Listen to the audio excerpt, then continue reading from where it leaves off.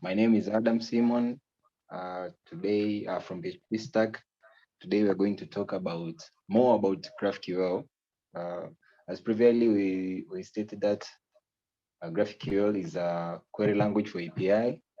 Okay, it was developed by Facebook, and so we've seen advantages, features, and then we've seen how to set up your first GraphQL. So today, Mr. Continue presentation about GraphQL. Today we're going to discuss about more advanced GraphQL. Okay, so our content is going to start with introduction and then API setup steps. Then we're going to talk about mutation of the API. Then we are going to adding users to the array. So it's going to be advanced. The last one we talked about to view data, but today we're going to add data to the API. Then the last will be conclusion. Okay, so let's get started. Okay. Now, since we've talked a little about Apollo server and how it works, okay, we're going to create the API that will be able to add query users. This time, instead of using only the GraphQL to query data, but we're also being able to add data. Okay, so the steps, lastly, we start with creating the definitions, but today we're going to start with creating the database. Instead of using an actual database like Mongo, Firebase, which will be hard-coded data, in this tutorial we'll store everything in an array in a container. Okay, so first we're going to, and each user is going to have first name, last name, and email. And if you wanted to, we can add more data like date of birth and so on. Okay, so step number 2. Okay, as you know, in GraphQL we have 3 phases. We have to define the data definitions, and then we're going to, after data definitions, we're going to put after resolver, we're going to call the test. Okay, so the definition. Now we need a way to query all the user in the database. Let's update now. Okay, so okay, let me first do this, and then we'll go to the VS Code where we'll be able to view each step more clearly. Okay, so after we create our database. Okay, sorry, let me go to instance. Okay. CD. Okay, desktop. GraphQL test.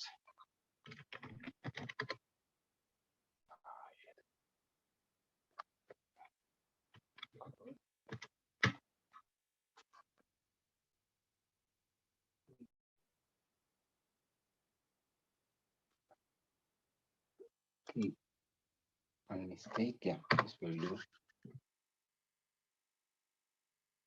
Okay, so this okay, so we said as, let me comment this first.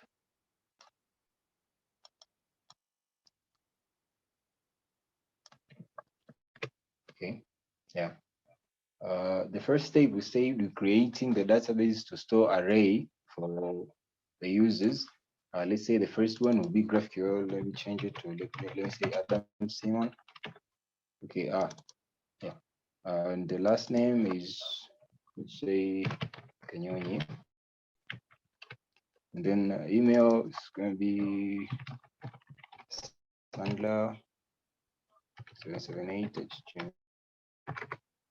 at gmail.com. Okay, so we're going to add DOB, which will be, put something here. Yeah. DOB will be, let's say,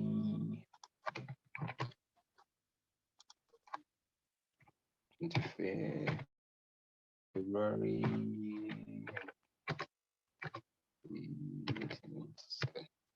Okay, yeah. So after defining our database, which is users in an array of first name, last name, email, and date of birth. Okay, so that's the first step. Okay, so the clarification of that step is okay. Okay, so the query users, which will return the array objects in the brackets, which are first name, last name, email, and DOB. We can create our own GraphQL type using the type code followed with the name and then the type. We use the in the cal brackets, we specify the field that will be returned when the query is being called.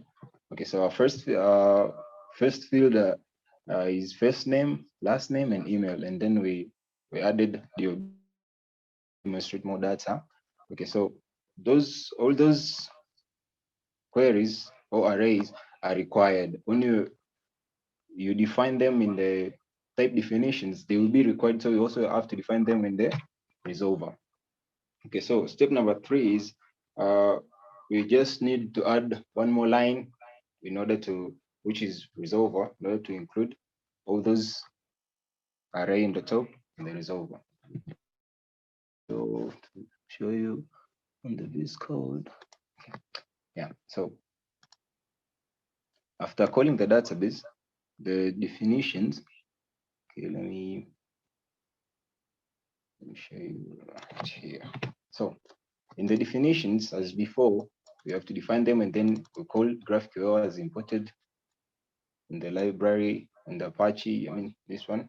Okay, once because okay, yeah, now we're good. We recall the GraphQL from the library GraphQL and Apollo server. Okay, so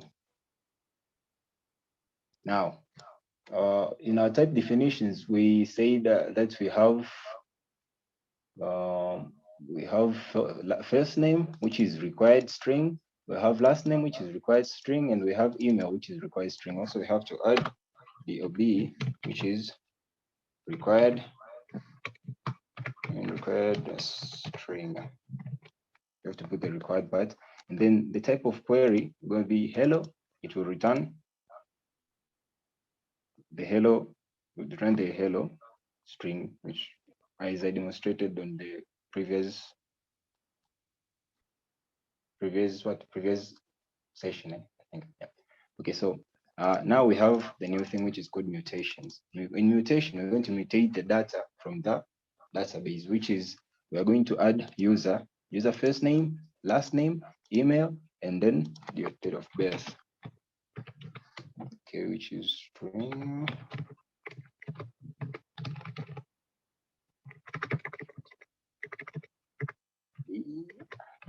DOB string required. Okay, so and then we are going to call the mutate user. Okay, the defined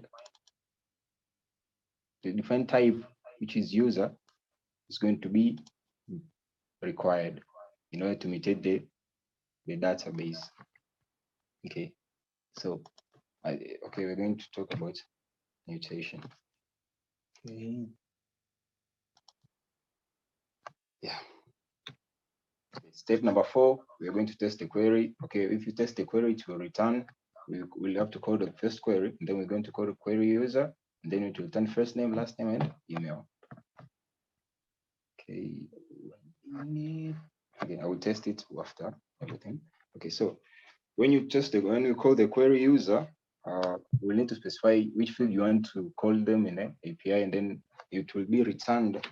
Okay, all this field, which is first name, last name, and email, will be returned as when you call the query.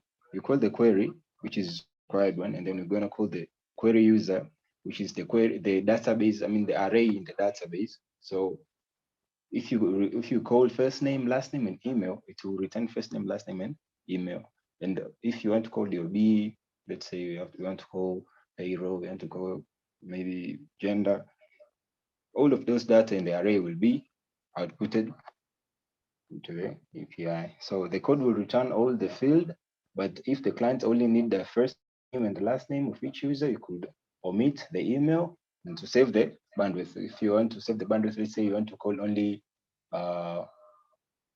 let's say first name, date of birth, and then let's say the alpha amount of the user. So in order to save bandwidth, you can omit email, you can omit and gender. Okay. So we said about mutation. Okay. In GraphQL, when you use mutation to adjust server-side data, mutation signify the state changing method. For instance, in REST, we have delete, put, patch. If query in the GraphQL equivalent, we get, and then we get call them in the REST.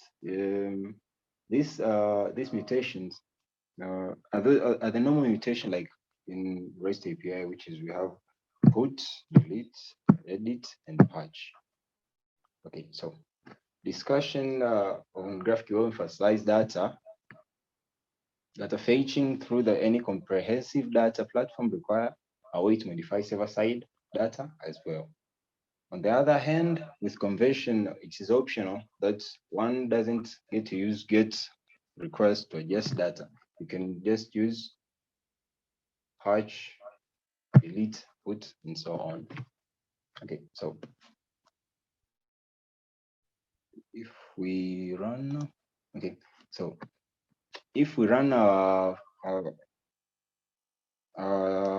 API, it won't give us which is this. It won't give us the result that we want because there is no resolver, and the data is already defined, but there is no resolver to what? How do you put it? To retrieve the data from the array. So in order to retrieve the data, which is from the mutation that we have had in our type definitions, we have to put the resolver. And then, so I'm going to give you the steps on how to add the data in array use, and then we're going to run the API to see everything that we want to recall from the container. So the step in adding the users to our array, we first have to add the mutation to the type definition I've already demonstrated on the code. Whenever you perform any operation or any other than reading the database, like those creating, editing, updating, and deleting, you should use mutation. All the mutation must be in GraphQL mutation type. Okay, so as I showed you here, okay, in the type mutation, all these the object that you've been called them in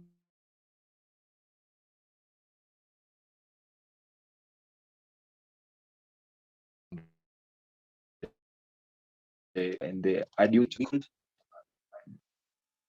it will be called to the resolver by using this type mutation. Okay. The clarification creates a mutation which is called add user, and then in add user we have 3 arguments. So now we have 4 arguments, which is first name, last name, email, and DOB. All those arguments are type string required, which is specified in the parentheses. And then we add user return type, and which is an object that contains the new first name, last name, email, and which are the attribute are first name, last name, email, and date of birth. Okay, step number 2 is to add user, the type definition user to the resolver. Before we start writing the resolver, let's plan out what we should accomplish. First, the resolver will need to get the first name, last name, email, and DOB arguments from the mutation. When we it will need to push the data as a new object to the user array. Lastly, we simplify the return of the data. Okay, so here is our resolver.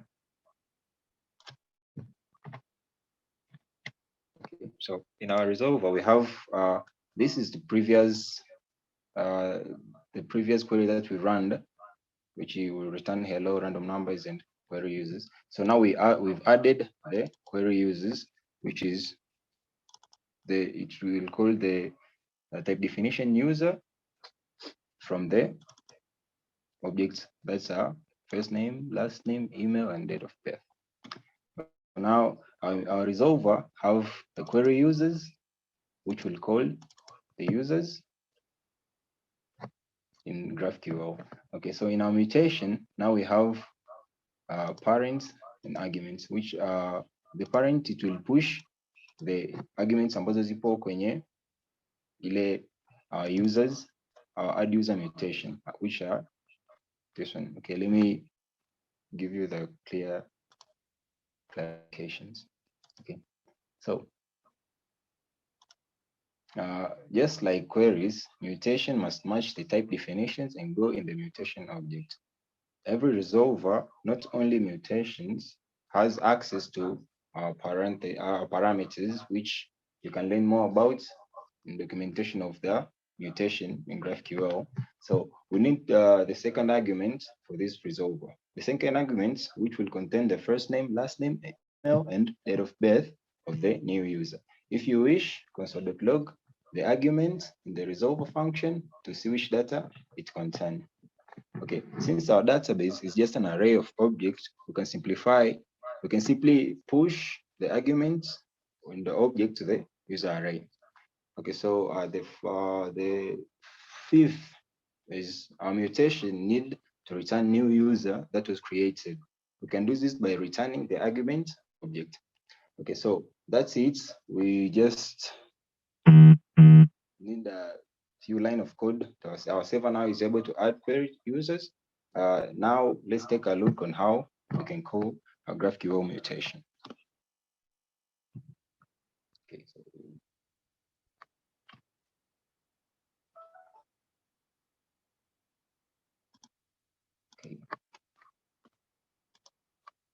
okay. Yeah. In calling a mutation, it's very similar to calling the query. So in GraphQL, you have to type first mutation, then add user, and then you specify first name, last name, email of that user, and date of birth. And then you're going to call those objects from the mutation. Okay, so let me run this.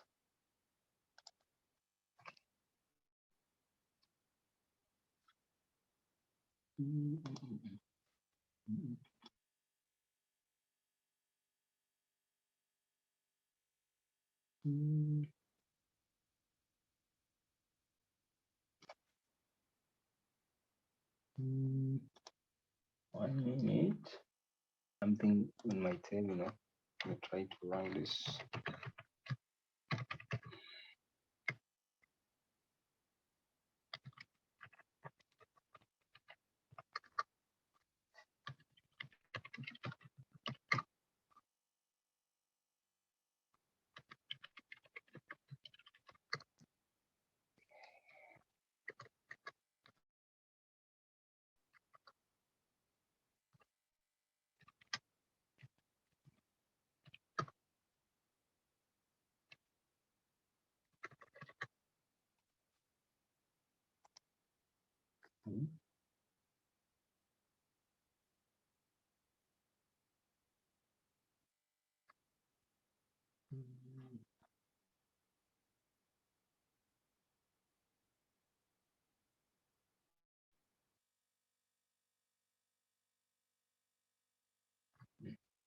Okay.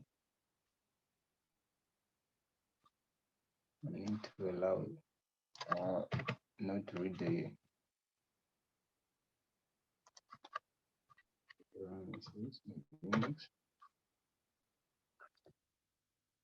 yeah. Please down. Yeah. Okay. Now.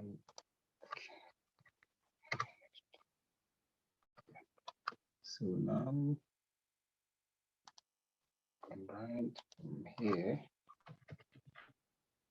localhost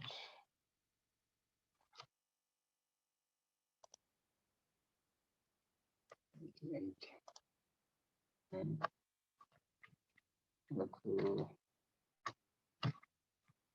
localhost, which is IG. Okay, so yeah, so now we can query our server.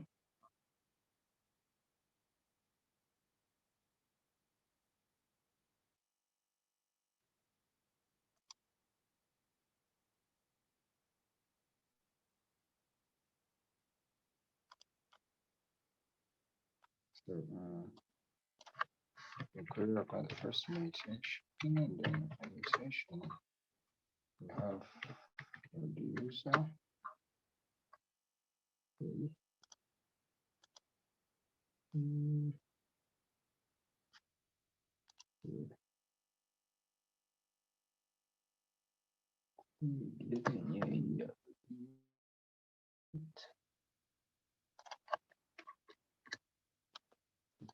So in here,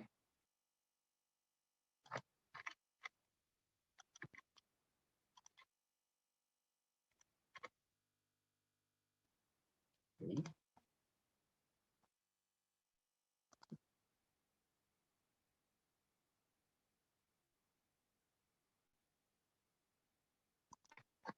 So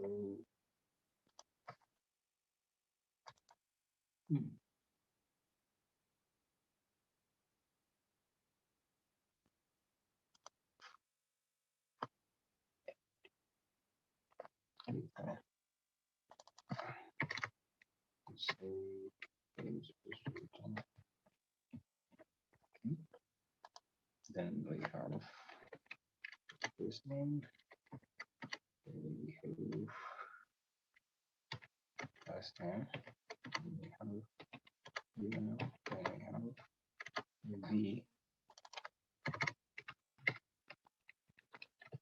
names,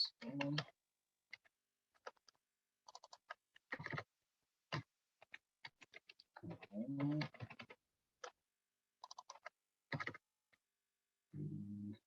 email is signed up,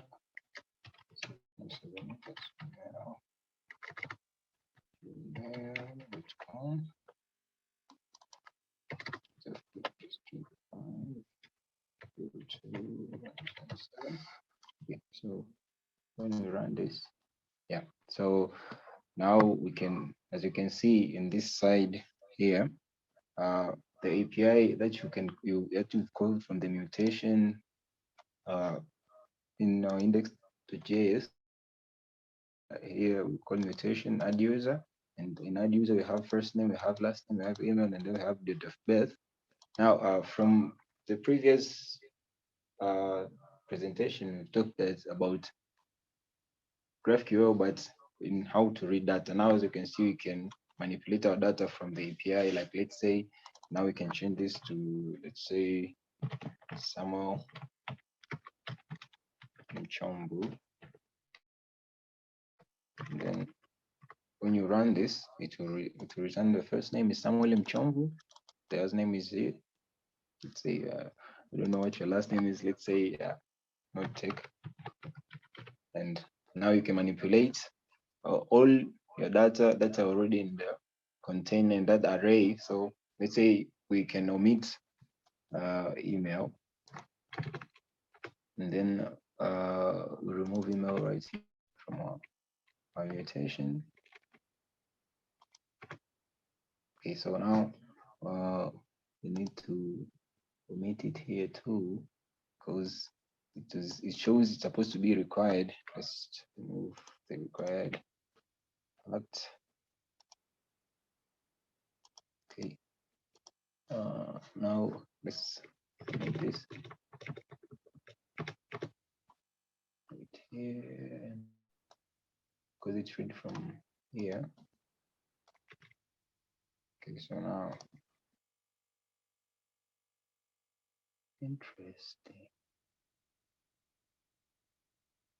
You still have errors. I think with the definition and you okay to return the first last name, first name, and user. Yeah, we have our email, our database. That's why. Yeah. So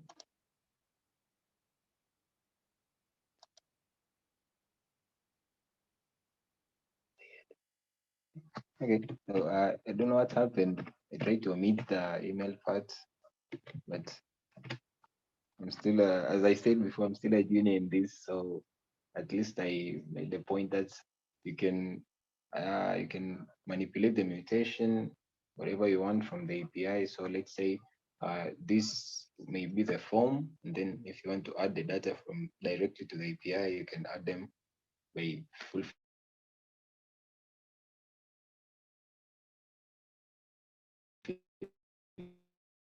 the form, then you can tap the API. Okay, so back to our to our PowerPoint.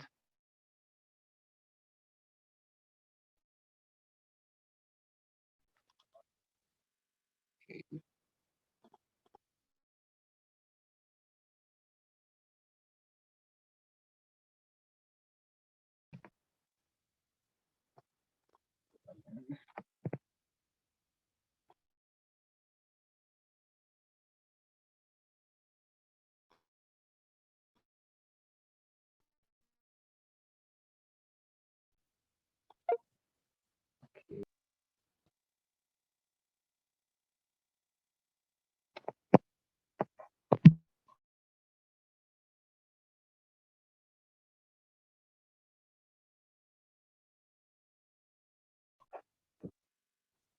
Uh, okay, now the clarification on the mutation.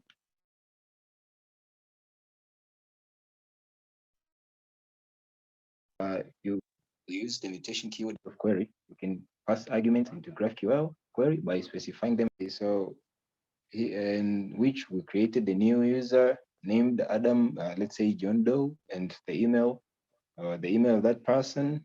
Then feel free to change uh, the the input wherever you want. Let's say you can put some words, not text. Okay, like query users. Now we can choose what field to return. So, is there any question so far?